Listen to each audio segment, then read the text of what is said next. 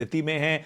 Iran और middle east में जो तनाव है उसका किसी भी तरह से असर जो है वो भारत पर नहीं पड़ने वाला, क्योंकि हमारे पास कच्चा तेल पर्याप्त मात्रा में मौजूद है, बाजार में इसकी कोई कमी नहीं है। चलिए इसी नज़रिए से ऑयल मार्केटिंग कंपनियों पर भी एक व्यू ले लेते हैं। बीपीसीएल ले लीजिए, आईओसी ले लीजिए, ओएनजीसी ले लीजिए।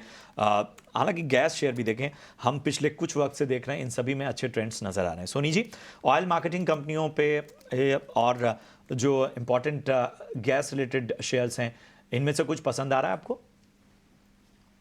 जी, एंटायर सेक्टर में हम देखेंगे तो थोड़ा सा मिक्स बैग ऑफ पोजीशंस है। कहीं पे शॉर्ट, कहीं पे लॉन्ग्स है। अगर हम बीपीसीएल पे देखेंगे तो 600 का एक अच्छा सपोर्ट है, बट रेजिस्टेंस भी 615 620 के रेंज में है। तो फ्रेश बाइंग आपको तभी नजर आएगी जब वो 615 620 के रेजिस्टेंस को एक बार क्रॉस कर पाता है।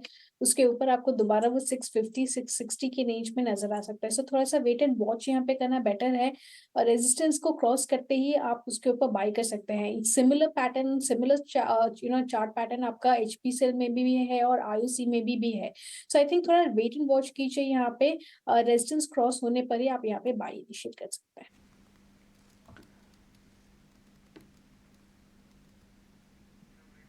ठीक है, तो ये नज़रिया ऑयल मार्केटिंग कंपनियों पर और बुलिश नज़रिया, लेकिन अहम रणनीति आपको बनानी होगी। सीजन है तो कई कंपनीज के नतीजे आएंगे मार्केट आवर्स के बाद।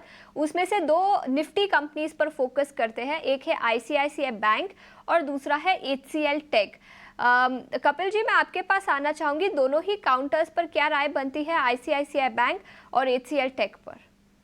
जी, आईसीआईसीआई बैंक का ब्रॉडर स्ट्रक्चर तो काफी अच्छा है, लेकिन पिछले 8 से 9 वीक से स्टॉक प्राइस काफी कंसोलिडेट कर रहा है। ऊपर में हम देखते हैं तो 1120 1125 का रेजिस्टेंस देखने मिलता है, और नीचे में 1150 1175 के यहाँ पे सपोर्ट देखने मिलता है। तो स्टॉक प्राइस एक टाइम वाइज करेक्शन से गुजर रहा है। फिलहाल एक upper band of consolidation patch पे है, और रिजल्ट एक काफी मेक और ब्रेक वाली सिचुएशन कोई भी स्टॉक में क्रिएट कर देता है। तो लेकिन टेक्निकली अगर यहाँ पे मैं देखने जाऊँ तो स्टॉक प्राइस अपर बैंड पे है, तो इतना ज्यादा एनकरेजेस नहीं होता है, क्योंकि वहां पे आपके रिस्क रिवॉर्ड रेशियो इतने फेवरेबल नहीं रहते हैं। और नीचे में अगर मैं देखता हूँ तो 1090 के काफी अच्छे सपोर्ट लेवल शॉर्ट टर्म में देखने मिलते हैं, और इसके नीचे भी देखने मिलते हैं तो 1060। तो रिजल्ट के वाइज कहाँ पे भी गिरावट देखने मिलती है, तो ये जो दो सपोर्ट लेवल है वहां पे बाई की अपॉर्चुनिटी बन सकती है, क्योंकि ओवरऑल स्ट्रक्चर मार्केट का, बैंक का और स्टॉक का काफी पॉजिटिव है। तो डिक्लाइनिंग पे एक बाई की अपॉर्चुनिटी बन सकती है।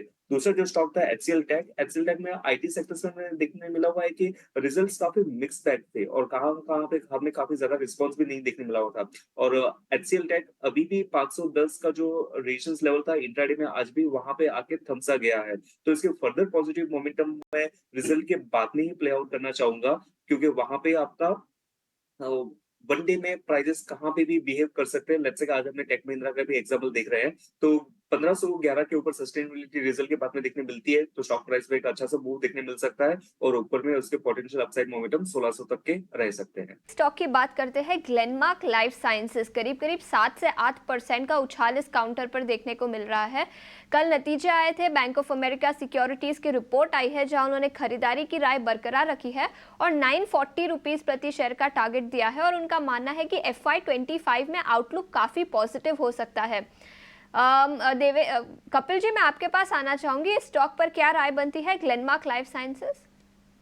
जी, स्टॉक पे आज नो डाउट 8% की अपसाइड मोमेंटम है, लेकिन कल के दिन में इससे भी ज्यादा हमें गिरावट देखने मिली हुई थी। अगर मैं इसका चार्ट वीकली चार्ट पे देखता हूँ तो डोजी कैंडल जैसा एक फॉर्म हो रहा था। डोजी कैंडल शोज दैट कि स्टॉक में इनडेसिसिवनेस है।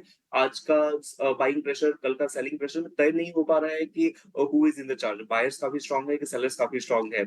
लेकिन टेक्निकल स्ट्रक्चर वाइज स्टॉक ने ब्रॉडर स्ट्रक्चर काफी अच्छा रहा हुआ था, और बाद में फिलहाल एक इंडेसिसिव पैच है। तो मैं थोड़ा सा इसमें वेट एंड वॉच करूंगा, और स्टॉक प्राइस का ओवरऑल स्ट्रक्चर काफी अच्छा है। तो लोअर लेवल पे अगर ये स्टॉक मुझे मिलता है 780 से लेके 770 के लेवल के यहाँ पे, तो वहां पे एक बाई की अपॉर्चुनिटी बन सकती है, लेकिन करंट लेवल पे मेरे लिए ये स्टॉक अवॉइड रहेगा।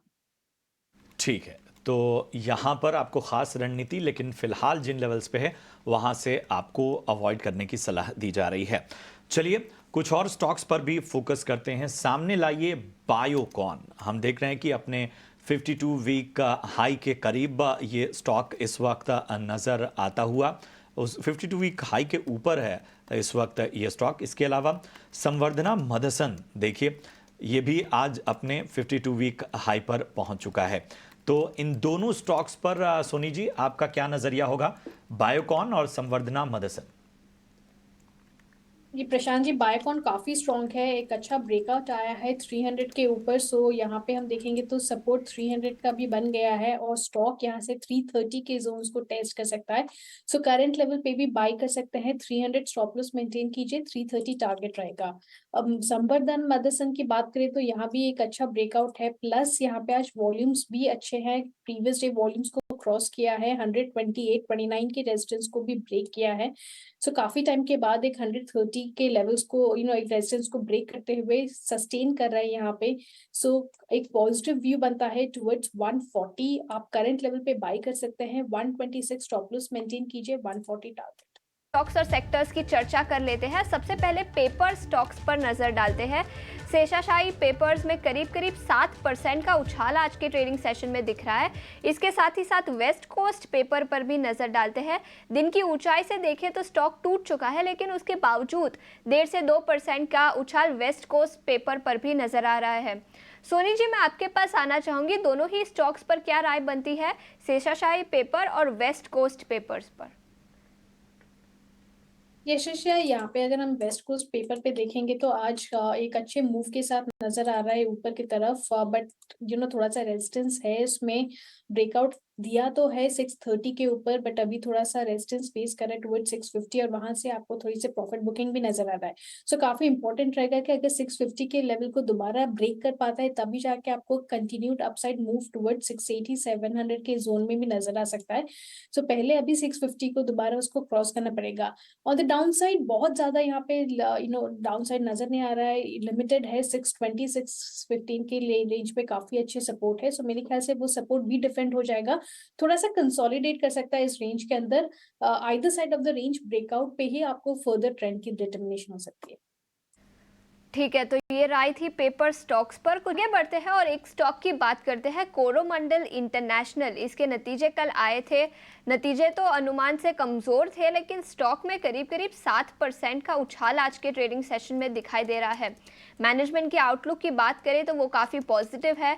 मॉनसून अच्छा होगा इस साल, जिससे चलते भी कंपनी को फ़ायदा होगा, जिसके चलते स्टॉक में 7% की तेज़ी दिखाई दे रही है। सोनी जी, मैं आपके पास आना चाहूँगी, इस स्टॉक पर आपकी क्या राय बनती है? कोरोमंडल इंटरनेशनल करीब करीब 6% के उछाल के साथ आज के ट्रेडिंग सेशन में ट्रेड कर रहा है। कोरोमंडल में रोल ओवर्स काफी अच्छे हुए हैं, बट यहाँ पे हम देखेंगे तो रेजिस्टेंस को ऑलरेडी अप्रोच कर चुका है, 1200 पे रेजिस्टेंस है, आज का हाई भी 1199 पे ही मारा है। मेरे ख्याल से जब तक 1200 के रेजिस्टेंस को ब्रेक नहीं करता है तब तक डिफिकल्ट रहेगा, उसके ऊपर ही आपको फर्दर अपसाइड टुवर्ड्स 1230 1240 के जोन्स में ऑन शॉर्ट टर्म बेसिस नजर आ सकता है। सो यहाँ पे इंपॉर्टेंट वही है, और इमीडिएट बेसिस पे अगर हम सपोर्ट देखेंगे तो 1140 1150 के रेंज पे सपोर्ट है।